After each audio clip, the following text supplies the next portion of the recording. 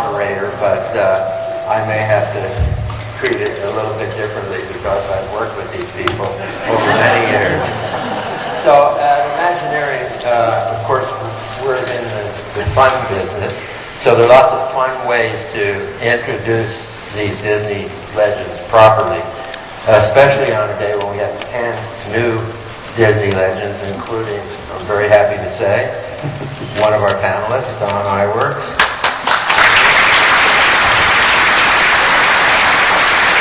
I have to say that having known Don's father, it was really emotional for me to see bookends, father and son as Disney legends. It was really touching. Thank you. Thank you. So, we could imagine as storytellers that we're boarding Noah's Ark, 2 by 2. So there's Xavier Atencio and Alice Davis. Both came to Disney from Chouinard Art Institute, now part of Cal Arts. And there's Blaine Gibson and X, both born in Colorado, who realized boyhood dreams of becoming animators at the Walt Disney Studios.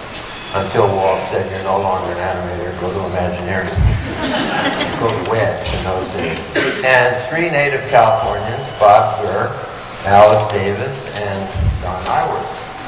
And 3 of us, Bob, Don, and Marty, have received the Lifetime Achievement Award from the Theater Entertainment Association. But the Ark would be packed because after the ceremony this morning, there's, I think the official count is 230 Disney legends, and 37 of them worked on the parks and played key roles in creating the 11 Disney parks around the world. I think I would like to tell the story about I was in between jobs at the studio, and Walt came up to Mark and said, "What's Alice doing right now?" And he said, she's at home. And he said, do you think she'd mind going down to Chouinard Art Institute and see about helping them with the ball Chouinard that's going to happen? And Mark said, I guess so. And he said, well, she worked on all the ones when she was a student there, didn't she? And Mark said, yes. And so he said, well, I'll ask her when I get home. So I said, sure, I'll go down tomorrow. And so I went down to the school, and instead of being there to help them, I was informed that I was the chairman of the ball. I got conned by Walt. I'm getting right, yeah. So I had 2 weeks to do it, and Walt had already rented the Beverly Hilton Hotel's large ballroom. And all of the people that were working on it were fighting, so they all quit, so it was just me. So I had to get everybody together, and Walt said he wanted a king and queen. So I asked Walt, secretary, if she'd ask Walt if he would ask President Eisenhower to be king, because he was down in Palm Springs. And she said, you're kidding. You want me to ask Walt that? And I said, sure. And she said, no, you don't. And I said, yes, I do. So she said, I'll call you back. And about a half an hour later, she called and she was laughing. She said, do you want to know what he said? And I said, of course. And so she said, he said, heck no. Excepting it wasn't heck. And then he walked away, and she said, I started to go out to my desk, and he said, just a minute.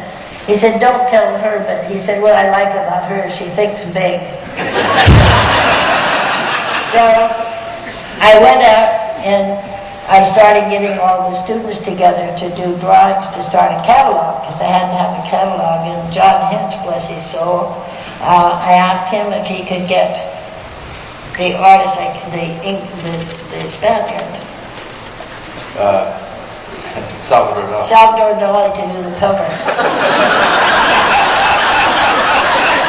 I want you to know he got Salvador Dali to do the cover. And I asked another another friend to get Jane Mansfield as queen, and got her as queen, so Mickey Hargitay came along as king. So in 2 days' time, I got that much taken care of. So then I went down to the school and got all the advertising kids together and gave them 3 days to sell something that they would do the drawing for, to put in the catalog to advertise their whatever they were making. Like the man that had A1 Macaroni Company, he bought a whole page. And the kids did wonderful drawings. They were great. And then I went to the senior costume design class, and I told them all they had overnight to do a design for Jane Mansfield. And the young man I picked to do it turned out to be Bob Mackey. But he was the senior student then. So he went to work with me, and we went to Western Costume and got a bunch of stuff that we're putting on people for a parade to bring the king and queen in. And everything was going fine, and then Mark came down with pneumonia, and they didn't know whether he was going to live or not. And Walt wrote him a very nice letter and thanked him for having me stay with the project. So I stayed with the project. Then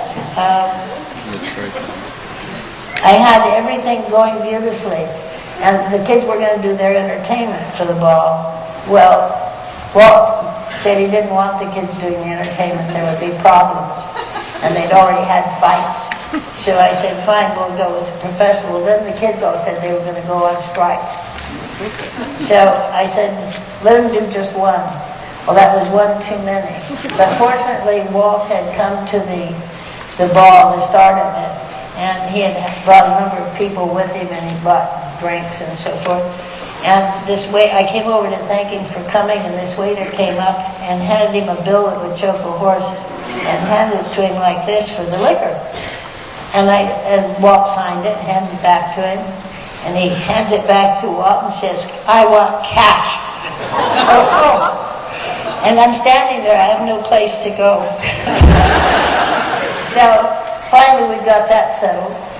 And so then the young group comes in to do their show, and they have a big canvas, and they throw it out on the floor, and they put a tall ladder in the center of it, and they brought in big buckets of paint, different colors, red, yellow, green, black, and one of them went up the ladder, and they were handing the buckets of paint up, and they were throwing it at each other, and of course they were missing the canvas, and it was going all over the hardwood floor. And they had a shotgun with them, and I said to them when they came in, I said, you don't have the real bullets in that, those are blanks. Oh yeah, they're blanks. Well, they weren't. And they were firing them up in the corners. Well, fortunately, Walt left shortly before that happened. So, anyway, we got that all cleaned up real quick, and I made lots of money on drinks and everything, but the hotel said that either I give them all the money or they were going to sue for all the holes in the walls. And we made $19.39. Never spoke to me about it.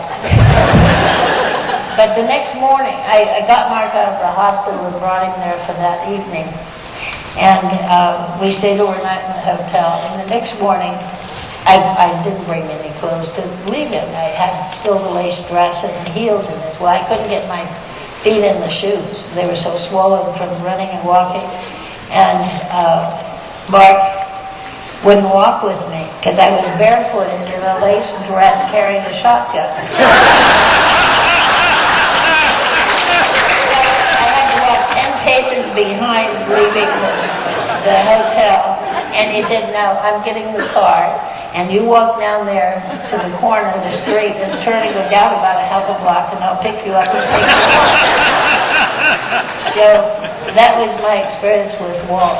And you really have to get up many days ahead of time of him to be able to figure out what he was up to. But anyway, he was pleased. It made a lot of papers and so forth, and the school started off with a good start. And eventually, it ended up being part of CalArts, right? Right.